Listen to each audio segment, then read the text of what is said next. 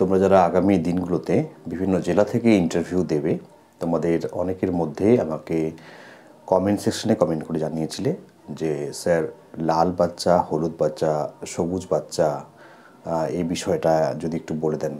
আবার অনেকেই হচ্ছে আমব্রেলা আইসিডিএস সম্পর্কে প্রশ্ন করেছো।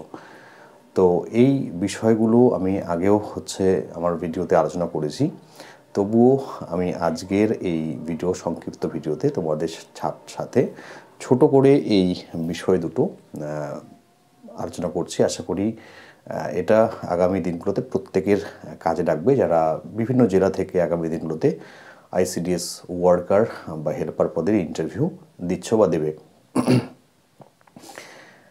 তো প্রথমে এই আইসিডিএসের মধ্যে একটা বিষয় রয়েছে, লাল বাচ্চা, হলুদ বাচ্চা, সবুজ বাচ্চা।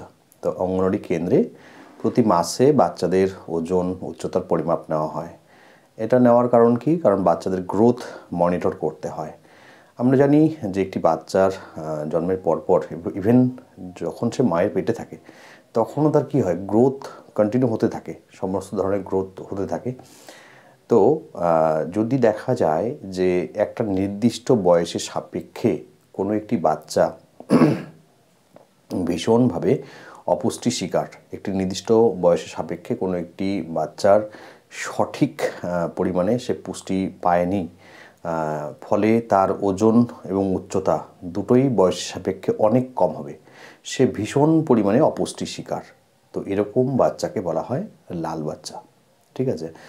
একটি বাচ্চা যদি নির্দিষ্ট বয়সের সাপেক্ষে ভীষণভাবে অপুষ্টির শিকার হয়, তার ওজন এবং উচ্চতা যদি তার বয়সের অনুপাতে সঠিকভাবে না হয়, তাহলে তাকে আমরা সেই অপুষ্ট বাচ্চাকে বলা হবে লাল বাচ্চা। ঠিক একই রকমভাবে যদি বাচ্চাটির কোনোরকম কোনো সমস্যা না থাকে, কোনো সমস্যাই তার নেই, একদম সুস্থ সবল স্বাভাবিক বাচ্চা রয়েছে, নির্দিষ্ট বয়সের অনুপাতে তার যে ওজন বা উচ্চতা হওয়া উচিত সব ঠিকঠাক রয়েছে, তাহলে সে হলো সবুজ বাচ্চা। আর এই লাল বাচ্চা এবং সবুজ বাচ্চার মাঝখানে যে থাকছে, তাকে হলুদ বাচ্চা বলা হচ্ছে। হলুদ বাচ্চা বলতে কি? ঠিক এটা হলো যে বাচ্চাটির প্রতি আরও যত্নবান হতে হবে, অর্থাৎ তার একটা নির্দিষ্ট বয়সে যতটা ওজন উচ্চতা হওয়া উচিত ছিল ততটা ঠিকঠাক হয়নি, বা কমের দিকে যাচ্ছে। কিন্তু যদি একটু যত্ন নেওয়া হয় তাহলে সব ঠিক হবে, আর যদি যত্ন নেওয়া না হয় তাহলে সেই বাচ্চাটিও অদূর ভবিষ্যতে লাল বাচ্চায় পরিণত হবে। অর্থাৎ যে বাচ্চার প্রতি যত্নবান হওয়া দরকার, না হলে সেই বাচ্চা লাল বাচ্চায় পরিণত হবে, সেই ধরনের বাচ্চাকে বলা হয় হলুদ বাচ্চা। তো এই হলো লাল বাচ্চা, হলুদ বাচ্চা, সবুজ বাচ্চার কনসেপ্ট। এবার হলো আমব্রেলা আইসিডিএস। তো এই যে ডিপার্টমেন্ট রয়েছে, ministry of women and child development and social welfare, ministry of women and child development and social welfare, যেটাকে বাংলায় আমরা বলছি যে নারী ও শিশু উন্নয়ন এবং সমাজ কল্যাণ দপ্তর। এই যে ডিপার্টমেন্ট রয়েছে, এই ডিপার্টমেন্টের আন্ডারে 6টা স্কিমকে একসাথে আমব্রেলা আইসিডিএস বলা হয়। নারী ও শিশু উন্নয়ন এবং সমাজ কল্যাণ দপ্তরের অন্তর্গত এই যে দপ্তরটা, এটা যেমন রাজ্য সরকারের রয়েছে, ঠিক তেমনই তো কেন্দ্র সরকারের রয়েছে। রাজ্য এবং কেন্দ্র সরকারের একটা জয়েন্ট ভেঞ্চার হলো এই আইসিডিএস বা ইন্টিগ্রেটেড চাইল্ড ডেভেলপমেন্ট স্কিম। তো এই যে ministry of women and child development and social welfare যে ডিপার্টমেন্ট রয়েছে, এই ডিপার্টমেন্টের আন্ডারে 6টা স্কিম রয়েছে, যে 6টা স্কিমকে একসাথে বলা হয় আমব্রেলা আইসিডিএস। কী কী 6টা স্কিম? প্রথম হলো ICDS, integrated child development service.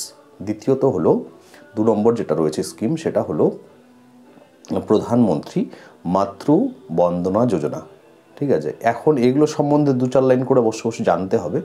তো আইসিডিএস তো তোমরা জানোই, এটা নিয়ে তোমরা পড়াশোনা করছো। প্রধানমন্ত্রী মাতৃ বন্দনা যোজনা বা মাতৃ বন্দনা যোজনা, এটাতে গর্ভবতী মা, প্রসূতি মায়েদের জন্য বিভিন্ন স্কিম বা বিভিন্ন রকম যে প্রকল্প উদ্দেশ্যগুলো কাজ হয়ে থাকে আর কি, সেই বিষয়গুলোতে প্রধানমন্ত্রী মাতৃ বন্দনা যোজনা। তারপরে রয়েছে যেটা ন্যাশনাল ক্রেচ স্কিম, এটা 3 নম্বর। 4 নম্বরে রয়েছে scheme for adolescent girls, scheme for adolescent girls, অর্থাৎ কিশোরী মেয়েদের জন্য প্রকল্প, কিশোরী মেয়েদের জন্য প্রকল্প। 5 নম্বর হলো child protection scheme, child protection scheme. এবং 6 নম্বর হলো পোষণ অভিযান। এই যে 6টা স্কিম বললাম, ICDS, প্রধানমন্ত্রী মাতৃ বন্দনা যোজনা, স্কিম ন্যাশনাল ক্রেচ স্কিম, তারপরে scheme for adolescent girls, child protection scheme এবং পোষণ অভিযান, এই 6টা যে প্রকল্প রয়েছে এই নারী ও শিশু উন্নয়ন এবং সমাজ কল্যাণ দপ্তরের অন্তর্গত, এই 6টিকে একসাথে বলা হয়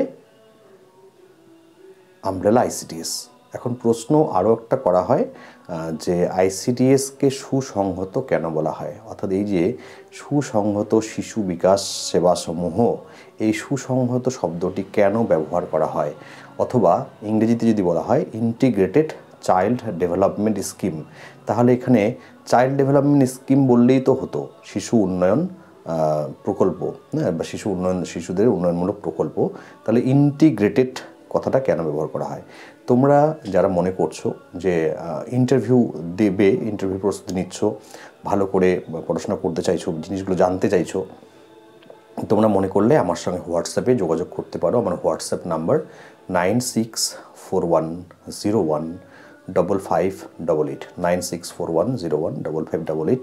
এই নাম্বারে তোমরা আমাকে হোয়াটসঅ্যাপ মেসেজ করে আমার সঙ্গে কানেক্টেড হতে পারো।